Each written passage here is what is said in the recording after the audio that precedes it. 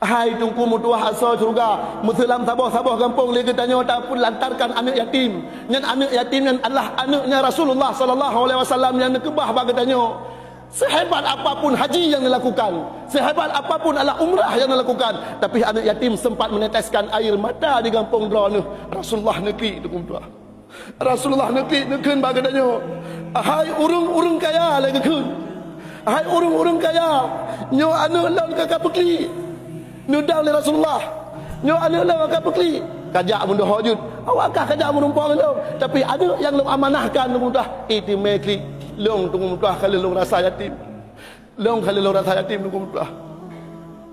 Urung cik long mata long hawa bu kitab hidayah nak tahu menjawab.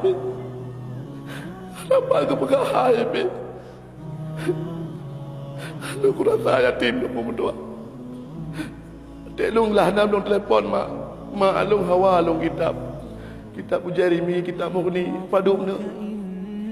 Daerah 250 Jeuna. Je gugun.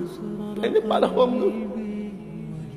Long tu kum tuah kalau lo rasa yatim berata saga kejak mak dia apa kada dia apa malera ku.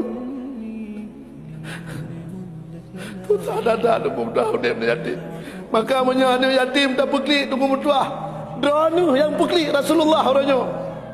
Nekalan Rasulullah tu kum tuah nekalan tanya-tanyanya yang peklik anak yatim.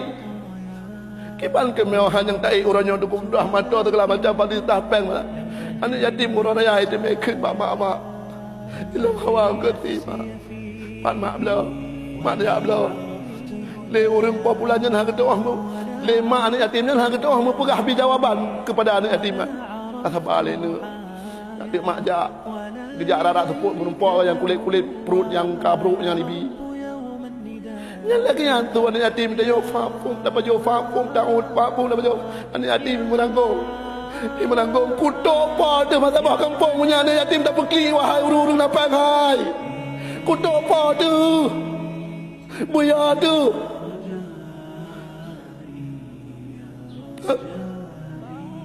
Fadzalikal ladzi yad'ul yatim. Nyoke payah terjaga tu mudah.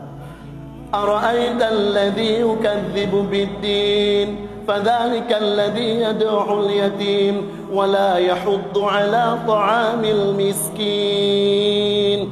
Dalam pendusta agama, baik pegah tanya cinta ke Allah, baik pegah tanya cinta ke agama Allah. Kalau kita tergolong daripada orang-orang yang disebutkan oleh Rasulullah bahagian daripada dusta ke agama, dusta ke Allah, dusta ke Rasulullah, itu orang-orang yang menelantarkan orang-orang fakir.